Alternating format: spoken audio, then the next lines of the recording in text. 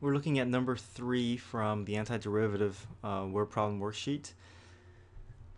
Okay, so the tide removes sand from Sandy Point Beach at a rate modeled by R, given by R of t, is equal to 2 plus 5 sine 4 pi t over 25. So this is the rate at which sand is being removed from the beach. Okay, a pumping station adds sand to the beach at a rate modeled by S, given by S of t. So this is the rate at which sand is being added to the beach.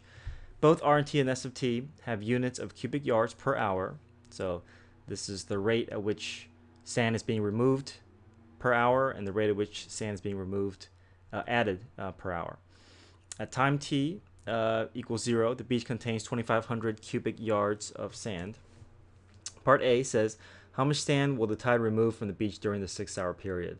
So we know that removal of sand is going to be related to this R of t function.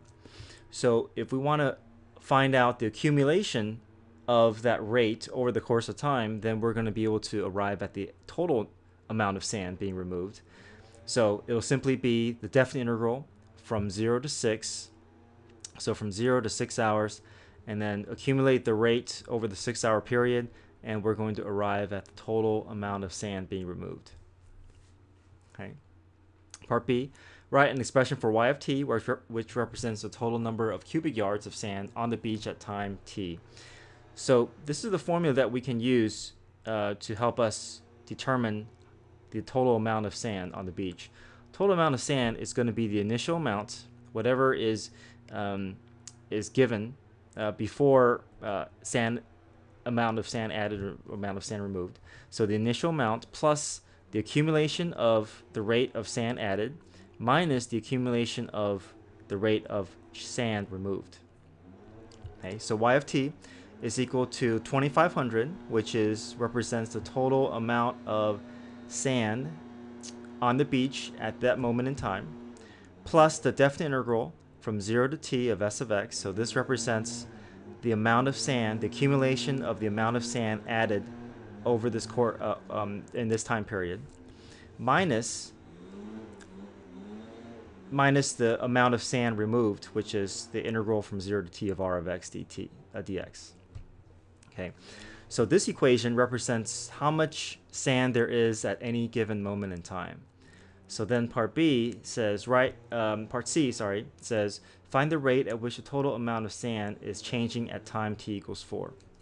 So then at time t equals 4, we first need to find out what y prime is. Once we find out the y prime equation, then we can evaluate that derivative at t equals 4.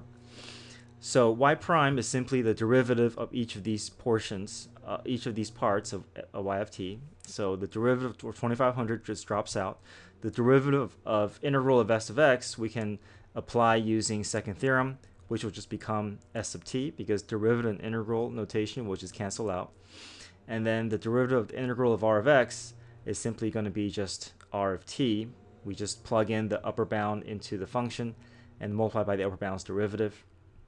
So now we have a formula that represents the rate of change, how much sand is being, what the rate of change of sand is on the beach at that moment in time. So y prime of 4, if I plug 4 into the formula, I get s of 4 minus r of 4.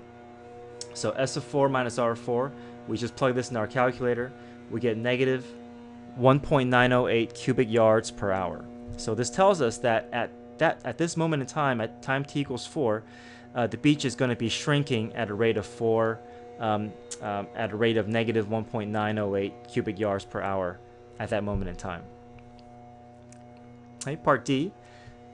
For time t between 0 and 6, at what time is the total amount of sand on the beach at a minimum? So we're trying to find the absolute minimum. So the way we find absolute minimum, we have to test endpoints. So in this case, we have to test 0 and 6 hours.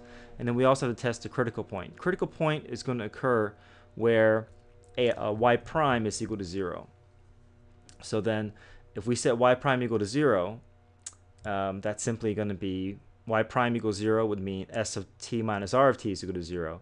So if we just graph these two functions and then subtracted them into our equation, and I just simply look for the x-intercept this curve, then we're going to find out that relative minimum will occur at 5.179 hours. And then from here, we can plug this into and then use this as a test point with extreme value theorem. So extreme value theorem, we have test endpoints as well as test critical point. So at 0 will be 2,500 cubic yards. At 6, it'll be, we can use this formula. So y of 6 will be 2,500 plus the integral from 0 to 6 s of x minus definite integral from 0 to 6 r of x. And then we do the same thing for t equals 5.117. All right, so then we just plug in into our calculator and into our formula for y of t, and we get 2492 for at t equals 5.117. At t equals 6 is 2493, so 2493 is slightly larger, so therefore the absolute minimum must be at 5.117. Let's look at number 4. Intersection problem here. At intersection in Thomasville, Oregon, cars turn left at a rate of L of t. So L of t is the rate at which cars is turning per hour between the intervals from 0 to 18. Okay, so part A, to the nearest whole number, find the total number of cars turning left at the intersection over the time interval from 0 to 18. So if we want to just find the total number, we can just accumulate or find the definite integral from 0 to 18 of L of t. Okay, so the definite integral from 0 to 18 of L of t dt is simply 1,658 cars. We just use our calculator there. Part B, traffic engineers will consider turn restrictions when the rate at which cars are turning left begins to be greater than 150 cars per hour. Okay, so find all values of t for which t is greater than or equal to 150 and compute the average value of L over this time period.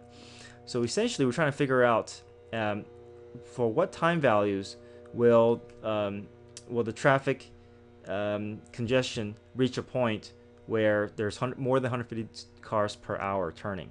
So if we're looking at this this graph here, this graph is L of t. So anything above greater than 150, we can basically set the equation equal to 150 and determine what time period that occurs. Okay, so what we can do is we can set L of t equal to 150, or we can do L of t minus 150, set that equal to 0, and then simply look for the critical point. So if we graph this equation under y sub 1, if we do L of t minus 150 and then simply look for the x-intercepts, we're going to get 12.42 and 16.112. So that means between 12.4 and 16, this is going to be the time period when the rate at which cars are turning left is going to be greater than 150 cars per hour. Now, between these two time periods, we want to find the average value over that time period. So average value, we can think about average value theorem, which is 1 over b minus a, definite integral from a to b of L of t dt. So will simply be 1 over b minus a. B is 16.122, a is 12.42. Definite integral from a to b of L of t, and L of t is what's the equation given to us at the beginning. Plug this in our calculator, and we're going to get 199, close to 200, 0.426 cars per hour. Okay, part C, traffic engineers will install a signal if there is any 2-hour time interval in which the product of the total number of cars turning left and the total number of oncoming cars traveling straight through the intersection is greater than 200,000. In every 2-hour time interval, 500 oncoming cars travel straight through the intersection. So does this intersection require a traffic signal? We basically have to create an equation based off of what's provided in the problem. So they tell us that the total number of cars turning left multiplied by the total number of cars going straight, is that product going to be greater than 200,000? Okay, if there is, then there's a need for a traffic signal. So the total number of cars turning left between that's greater than 200,000.